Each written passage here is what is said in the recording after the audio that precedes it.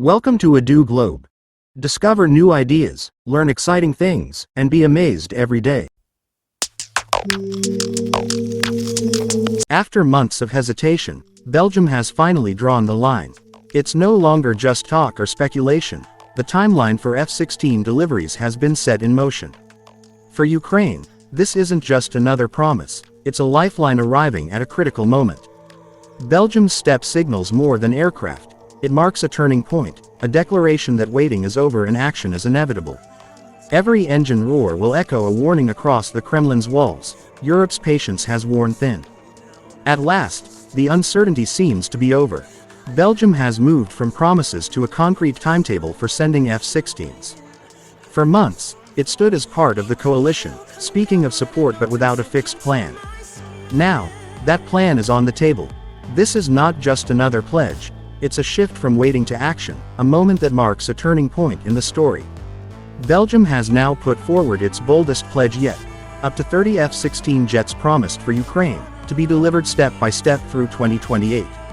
Officials highlight this as one of the largest single commitments among European partners. And yet, questions remain. The announcement speaks of the first batch in the coming months, but how many jets will that include, and when exactly will they take off for Ukraine? The numbers sound impressive, but the details are still clouded in uncertainty. For many months, Belgium appeared to stall on transferring its F-16s to Ukraine. On the surface, it looked like indecision, but behind the scenes, the story was different. Belgium was preparing for its own transition, phasing out the aging F-16 fleet and welcoming in the advanced F-35 fighter jets. Until those brand new aircraft were ready, handing over the older ones seemed like leaving its own skies vulnerable.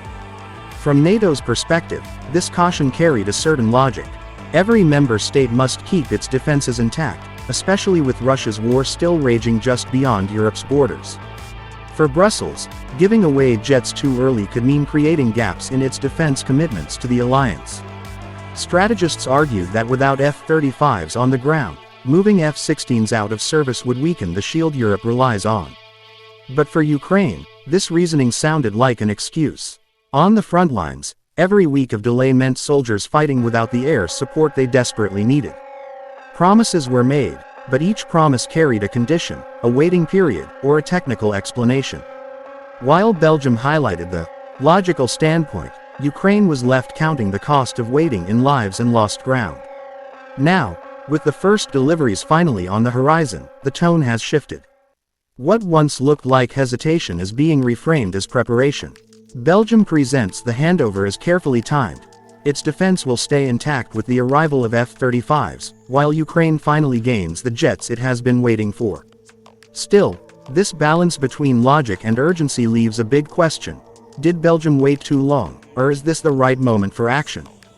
Belgium's next steps are not entirely clear, but many analysts believe a pattern is taking shape. The expectation is simple. Once a new F-35 enters Belgian service, an older F-16 could be released to Ukraine. It's not an official timeline, more of an assumption built on logic. This one-for-one swap paints a picture of balance. Belgium secures its skies while Ukraine gains vital reinforcements.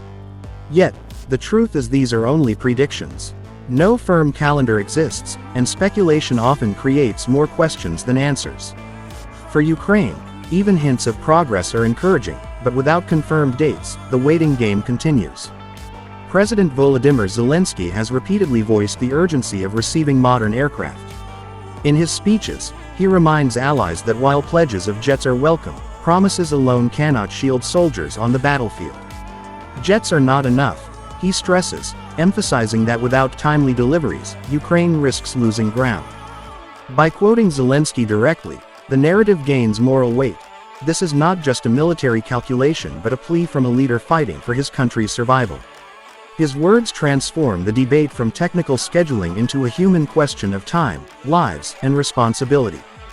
When the F-16 finally entered Ukrainian skies, stories of its impact began circulating quickly. Reports claimed that on its very first missions, the fighter jet intercepted enemy missiles with precision. One pilot, in a single sortie, was said to have taken down 6 cruise missiles, an extraordinary feat that immediately captured headlines. Such anecdotes added a heroic aura to the aircraft, portraying it not just as a tool of war but as a symbol of hope and resilience. Whether every detail was fully verified or not, these narratives served their purpose, to show allies that the jets were already proving their worth in protecting Ukrainian lives and cities. But alongside these victories came painful losses. Not every mission ended in celebration. Some Ukrainian pilots paid the ultimate price, shot down while carrying out dangerous tasks. Each fallen pilot highlighted a grim reality. Replacing machines is possible, but replacing lives is not. This human cost reinforced arguments that Ukraine urgently needs more aircraft, more training, and steady replacements to sustain the fight. By invoking the sacrifice of pilots, the narrative shifted from numbers and strategies to emotions, reminding the world that behind every mission is a person, a family, and a nation's struggle for survival. Not every F-16 mission ended in victory. Alongside the success stories came moments of loss, reminding the world of the human cost behind each flight. Reports spoke of Ukrainian pilots who never returned from their missions, individuals who risked everything to shield their nation's skies. Their sacrifices are often mentioned as proof that aircraft alone are not enough. What matters just as much as training, replacements, and support to keep the Air Force strong. By invoking these stories, the argument for additional jets gains moral weight. Machines can be replaced, but the bravery and dedication of skilled pilots cannot. Each fallen hero underscores why Ukraine insists on timely reinforcements, not just promises for the future. The Netherlands acted with remarkable speed once its fleet of modern F-35 jets arrived. Almost immediately, its older F-16s were prepared for transfer to Ukraine. This move not only gave Kyiv a practical boost but also sent a strong signal: allies can act decisively when new systems are ready. By moving quickly, the Dutch avoided long debates and demonstrated leadership on the European stage. In contrast, Belgium appears cautious. Although it has pledged to provide its F-16s, the timeline remains tied to the arrival of its own F-35 fleet. This slower approach stands in sharp contrast to the Dutch pace, making Belgium seem hesitant despite its commitments. The comparison is striking.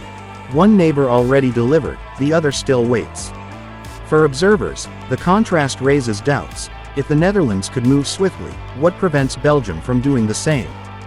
This comparison does more than highlight timelines, it sets a standard. Each delivery by one ally creates pressure on the others, transforming the process into a test of credibility and leadership. The Netherlands has shown that swift action is possible, now Belgium is under the spotlight. In the broader narrative, this isn't only about transferring jets, it's about proving solidarity and keeping momentum alive in Ukraine's defense. When discussions turn from promises to strategy, think tanks often step in to provide perspective. One of the most notable voices, the Center for Strategic and International Studies, has highlighted why the arrival of F-16s could be a true game changer for Ukraine. Unlike ordinary commentary, this analysis carries institutional weight. By drawing on research, operational history, and military expertise, CSIS frames the F-16 not merely as another aircraft but as a symbol of technological and psychological dominance. Their language is sharp, almost dramatic, emphasizing that Russia views these jets not just as machines, but as potential, mortal threats to its battlefield plans. CSIS explains that F-16s extend Ukraine's reach deep into contested airspace. Unlike Soviet-era jets, which face severe limitations, the F-16 carries precision-guided munitions and advanced targeting systems that allow pilots to strike with accuracy from a safe distance. This combination creates not only a tactical advantage but also a psychological one. Russian forces would know that their supply lines, bases, and even command centers are suddenly within range. Such reach, paired with Western intelligence integration, reshapes the battlefield dynamic entirely. It is not only about destroying targets, it is about forcing the adversary to fight under constant pressure, never certain where the next strike may come from. Another key element emphasized by CSIS is integration. The F-16 is not an isolated platform, it is designed to work hand in hand with NATO systems. From data links to radar sharing, from aerial refueling to coordinated mission planning, Ukraine's adoption of these jets represents more than a hardware upgrade. It symbolizes a step into Western military architecture. This integration allows for seamless cooperation with Allied forces, making every mission more effective. Beyond the battlefield, the symbolism matters. Ukraine's skies would no longer be defined solely by legacy equipment but by alignment with advanced Western doctrine. For Russia, that signals not only stronger opposition but also deeper Western involvement, even without direct NATO pilots in the cockpit. Finally, CSIS points to the most crucial concept: local air superiority. While total dominance may not be realistic, even regional control of the skies can transform ground battles. With F-16s, Ukraine could secure corridors for troop movement, shield cities from aerial assaults, and protect critical infrastructure. To Moscow, this represents a nightmare scenario, facing a modern jet that has already proven itself in multiple conflicts worldwide. The jet's reputation alone exerts psychological pressure. Pilots on both sides understand its record.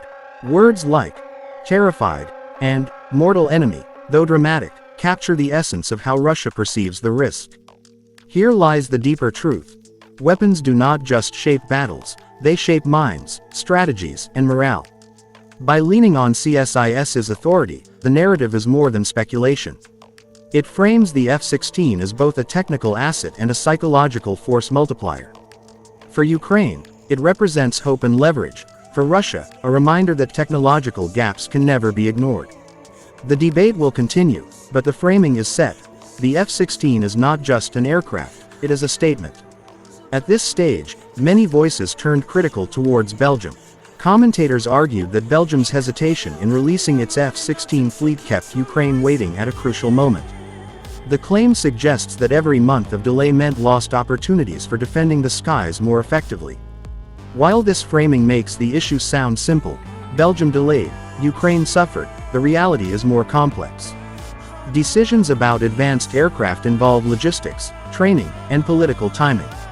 Yet in media narratives, the responsibility is often compressed into a single cause: Belgium's slow handover. For the audience, it raises the central question: did one country's timeline truly limit Ukraine's ability to act, or was the situation always shaped by many moving parts?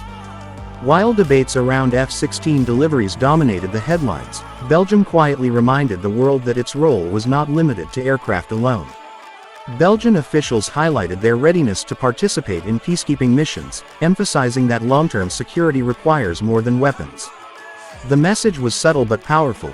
Even as fighter jets attract attention, peace remains the ultimate goal. This balance between strength and diplomacy gave Belgium a more nuanced role in the wider coalition. Equally significant was Belgium's contribution to training. Beyond sending equipment, Belgium pledged to prepare Ukrainian pilots and crews for advanced systems. This training component signaled a longer vision. Weapons matter, but without skilled operators, they remain idle.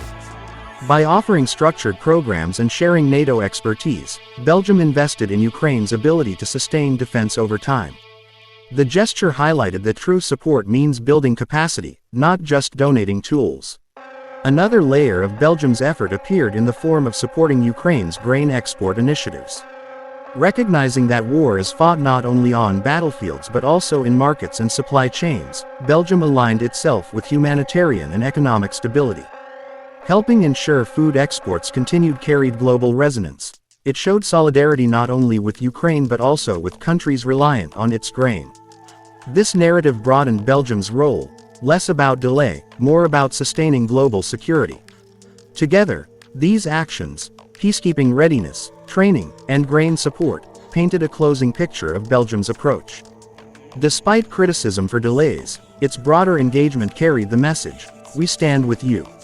This ending note turned the narrative from frustration to hope, showing that commitment can be measured not only in jets delivered but also in the willingness to share responsibility across military, humanitarian, and diplomatic fronts. It could be hell coming down, let it melt and soak into my skin.